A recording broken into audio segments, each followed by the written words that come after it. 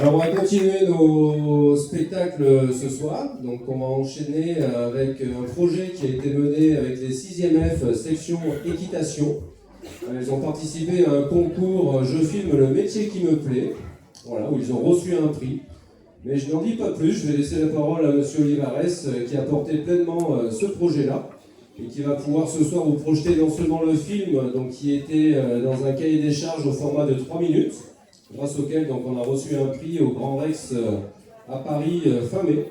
Et puis également un making-of, voilà, le bêtisier entre autres, mais également plein de photos qui ne faisaient pas partie de cette vidéo et qui vont pouvoir procurer de beaux souvenirs à vos enfants et puis un beau moment aussi aux parents présents. Les parents des 6e F, n'hésitez pas à vous avancer, à venir plutôt sur les premiers rangs.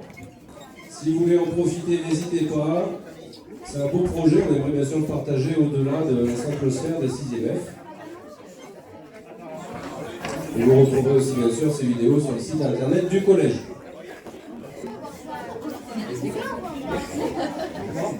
Bien, bonsoir à tous, merci, bienvenue. Donc le film que vous allez voir maintenant est le fruit d'un an de travail. Ce film-là, ce sont donc les élèves de 6e F section équitation qui ont porté ce projet.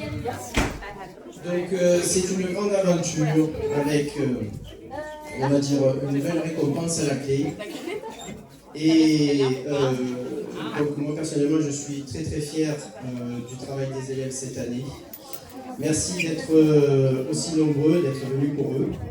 Et je ne vais pas me faire plus long, je vais vous laisser découvrir donc, ce film qui est en 3 parties. La première partie de ce film concerne le making-of du film, c'est-à-dire vous allez voir les élèves qui vont expliquer comment ce film a été tourné. La deuxième partie, c'est le film en lui-même. Quant à la troisième, c'est une partie que les élèves n'ont pas encore vue, celle-là. C'est une belle aventure que je vais vous laisser découvrir maintenant. Merci pour eux.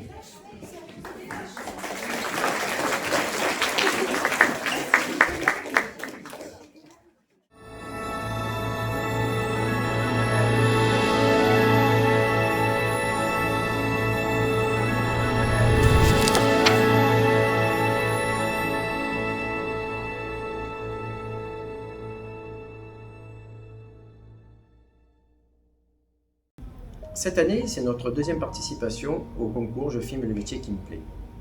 L'année dernière, le Collège Bobé y a participé avec un film, au concept original, puisqu'il mêlait une partie animation ainsi qu'une partie interview.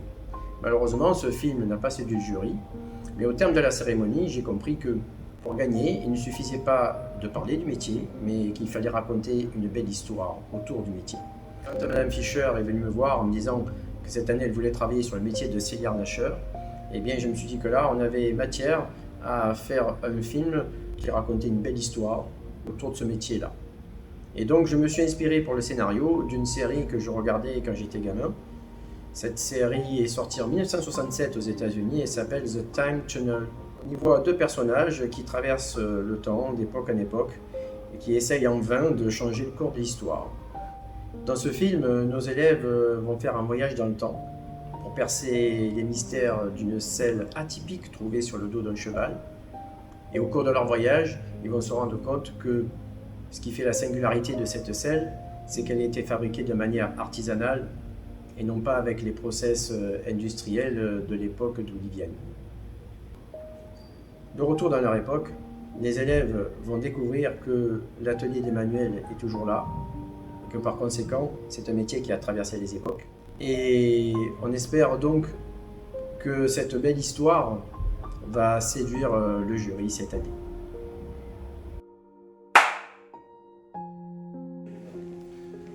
Là, les costumes pour le concours, je filme le métier qui me plaît. Par contre, j'ai que taille unique. Ah bah alors, pour les costumes, on a pris des blouses blanches comme vous pouvez le voir.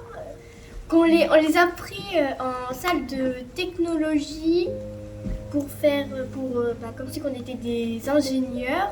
Dans les scènes du début où on travaille dans la machine à remonter le temps, et ben, Monsieur Olivares a ramené des gadgets qu'il a eu en salle de technologie. C'était assez fun. Pour les scènes où on doit remonter dans le temps, on a utilisé l'auditorium du collège. C'est une salle où on peut accueillir 250 élèves. On a mis un rideau vert et on a tourné les scènes. Durant le projet, on n'avait qu'1 heure par semaine. Et pendant cette heure, on devait mettre le fond vert, les lampes. Donc on n'a pas pu faire d'atelier maquillage. Mais on a décidé de tourner au naturel. Et même si notre ennemi c'était le temps, on n'a pas baissé les bras. Et au final, on a fait un résultat très bien. Et on est satisfait, même très content de ce qu'on a fait. Moi, j'ai été celle qui a posé le plus de difficultés au montage parce que j'étais assise accroupie avec un instrument de mesure parce que je réglais la machine à remonter le temps. Et du coup, vu que j'étais accroupie, ça faisait une ombre noire sur le tapis vert. Et du coup, c'était dur à enlever au montage. Pour les effets spéciaux, on a utilisé un rideau vert qu'on a mis sur le sol et on faisait les mouvements sur le dos. On a essayé de filmer avec le drone, mais on n'arrivait pas à stabiliser le drone à l'intérieur. Du coup, Monsieur Olivares, il s'est mis sur un escabeau et il a filmé. Le rendu est plutôt pas mal, il est satisfaisant. Alors nous, dans le film, il y a un moment où on apparaît figé parce qu'on avait eu un petit problème technique au niveau du tournage. Donc Monsieur Olivares n'a pas les rushs de nous en train de faire les mouvements. Et du coup, Monsieur Olivares, il a dû ruser avec une autre technique et on espère que ça passera inaperçu dans le film. Dans le film, il manque la scène où, après avoir achevé le voyage dans le temps, on enlève les blouses avant d'entrer dans l'atelier d'Emmanuel. On ne l'a pas fait parce qu'on n'avait tout simplement pas le temps et on a laissé le soin au public de l'imaginer. Emmanuel ne portait pas les vêtements de l'époque, elle n'a pas eu le temps de se préparer. Mais l'on espère que le jury se laissera porter par le scénario de notre histoire et passera à côté de ce petit détail. Alors moi, mon problème pendant le film, c'est quand il a fallu que je récite le petit texte que j'avais devant Emmanuel et la caméra. J'étais énormément stressée par le temps, par l'environnement, et ce qui a fait que devant eux, j'ai perdu mes moyens. Et du coup, j'ai mis beaucoup de temps à pouvoir réciter mon texte, et j'ai fait un peu perdre de temps, mais ça, c'est pas très grave parce qu'à la fin, j'ai quand même réussi à le dire, et je suis contente de moi parce que sur la caméra, ça se voit pas trop. Alors moi, dans la scène, c'est que j'interviens, je devais dire un texte. Et je l'ai dit de manière trop récitative, ce qui m'a dérangé un petit peu. Du coup, j'aurais aimé refaire une prise, mais on n'a pas eu le temps. Mais bon, j'ai quand même réussi à le faire, du coup, ça va. Alors, quand on a été à l'atelier d'Emmanuel, j'étais un peu frustrée parce que on n'a pas pu tous rentrer à l'intérieur parce que c'est vachement petit et on avait un timing serré. Parce que le car qui devait nous emmener à Normandie, donc à l'atelier d'Emmanuel, il avait 1 heure de retard. Alors, même si on n'est pas rentré à l'intérieur, moi j'ai quand même un rôle important parce que je parle souvent. Alors moi, dans ce qui me concerne, j'ai fait du théâtre, donc ça m'a facilité les choses au niveau du scénario. Je fais partie des voix off du film, donc je sais, on va dire, mettre le ton, et ça m'a facilité grandement les choses au niveau du film. Les films de Chronogir se terminent avec un focus sur moi, où j'effectue un clin d'œil. Le but, c'est de rappeler aux spectateurs que le métier n'a pas voyagé dans le temps, mais il a traversé des époques en continuant d'exister. Monsieur Olivares n'était pas satisfait des clins d'œil, donc on a dû en refaire plusieurs pour en trouver un correct. Et au final, on est content de ce qu'on a réussi à faire. C'était une expérience très particulière parce que je ne suis pas à l'aise du tout devant une caméra, et le fait de se retrouver avec les élèves et de me faire souffler mon texte parce que c'était un peu compliqué, mais malgré tout ça s'est très bien passé et on a pu faire un film qui était très très bien.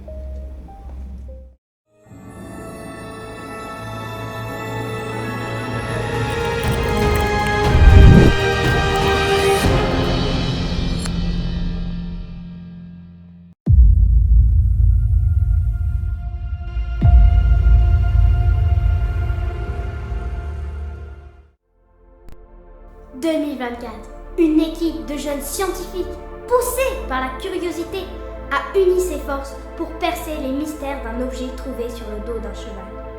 Dans un laboratoire secret, aidé par l'intelligence artificielle, ils ont créé le chronogir, une machine qui permet de voyager dans le temps.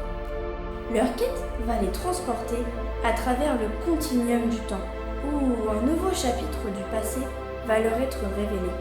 Préparez-vous à être emporté à travers les méandres du temps à la découverte d'un métier qui a tissé les liens intemporels entre l'art équestre et le savoir-faire ancestral.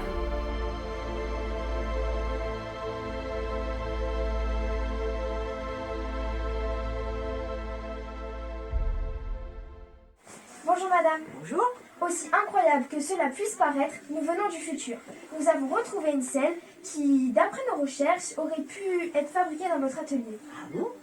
Incroyable. Je peux regarder?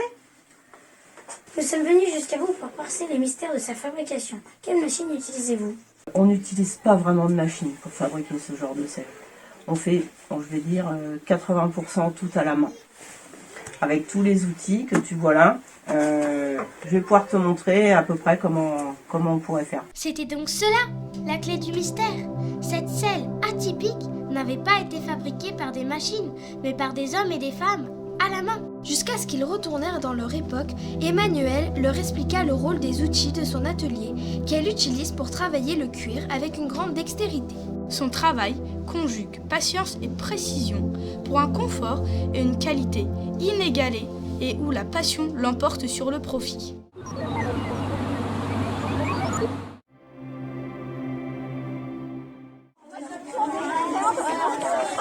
Regardez, c'est l'atelier d'Emmanuelle.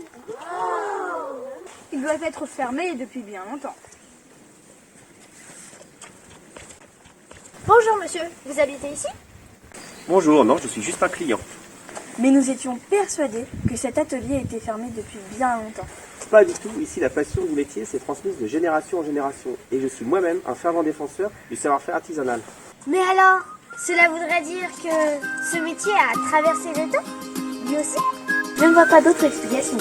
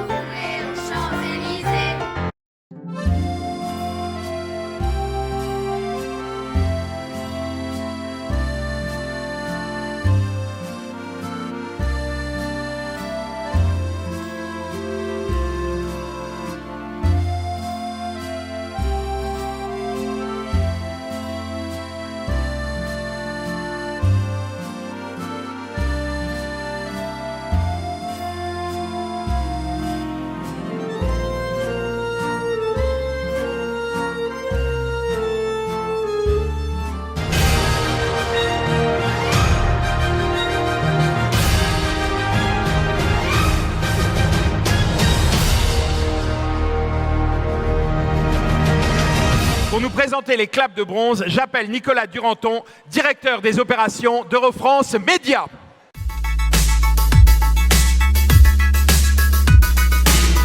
Alors, les claps de bronze, ça correspond à quoi?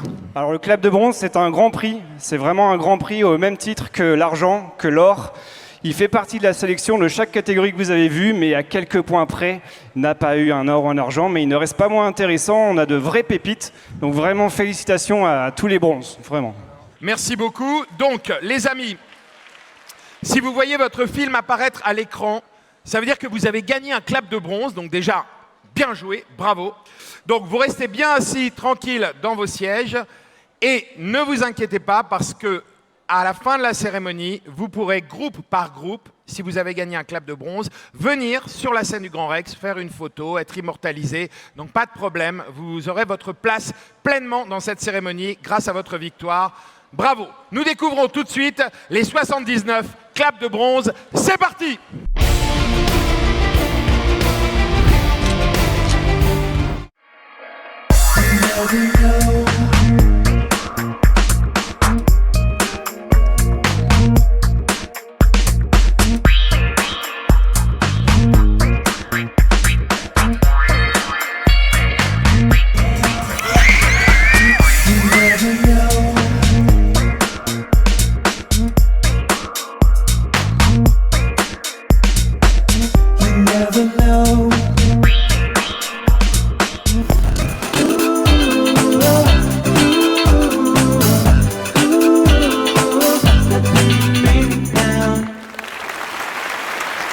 Bravo, vous avez gagné, vous allez pouvoir venir tout à l'heure sur la scène du Rex pour prendre une photo, repartir avec vos diplômes, volo, etc.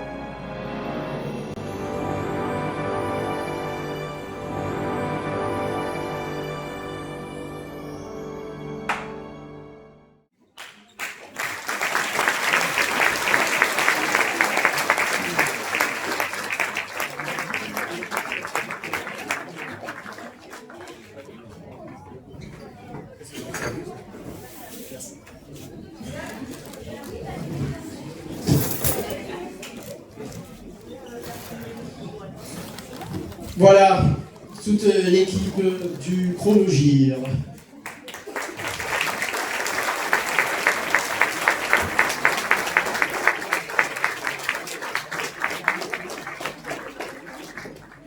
Donc voici le clap de bronze. Hop. Le diplôme, je vais le remettre à Emmanuel. Voilà. Alors, on était en compétition avec à peu près 8000 participants.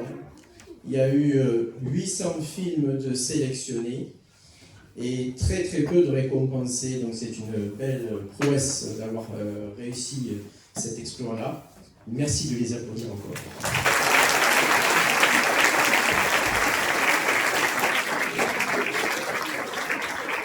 Et je voudrais particulièrement remercier Emmanuel, parce que sans elle, ce projet n'aurait pas pu avoir lieu. Elle nous a fait, on va dire, l'honneur de nous accueillir dans son atelier. C'était compliqué parce qu'il était assez étroit. Elle s'est pliée, on va dire, au petit scénario que j'avais un petit peu concocté pour aller chercher la victoire. Et donc, merci encore pour votre merveilleux accompagnement.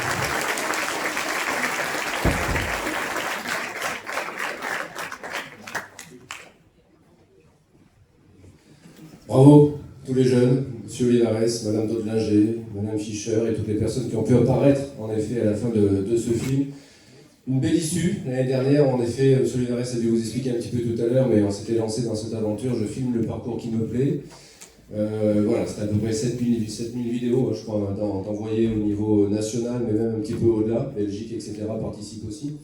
Et donc vous voyez sur un chiffre à peu près équivalent cette année, 800 sélectionnés, donc 10% seulement de retenue, et dans les 10%, il y en a 10% qui ont finalement ce clap de bronze, donc 1% seulement des vidéos qui reçoivent ce clap. On peut encore du coup les clapper de nouveau.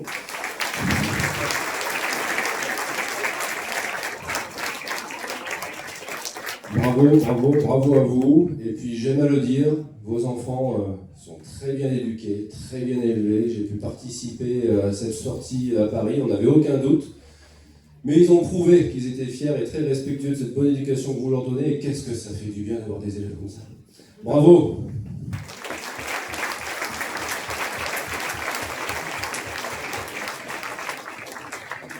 C'est sincère, sinon je ne le dirais pas. Alors, M. Olivares, pour vous remercier, c'est très symbolique, mais un petit peu de chocolat, parce que M. Olivares a passé des week-ends entiers à faire ce montage-là, donc c'est un minima pour reprendre un petit peu de force. Et Madame Doblinger, alors, je ne suis pas très original, des fleurs pour Madame Doblinger, mais en effet, c'est avec beaucoup de plaisir que je vous les remets au nom du collège et pour votre participation et votre présence ce soir, parce que je sais que ce n'était pas aisé de pouvoir vous libérer non plus. Merci et bravo aussi pour votre participation, c'était la réussite.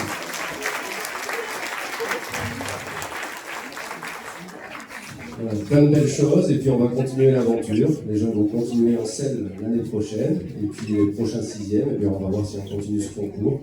Voilà, tant qu'on n'est pas à la première place, je crois qu'on va essayer encore pour la deuxième participation.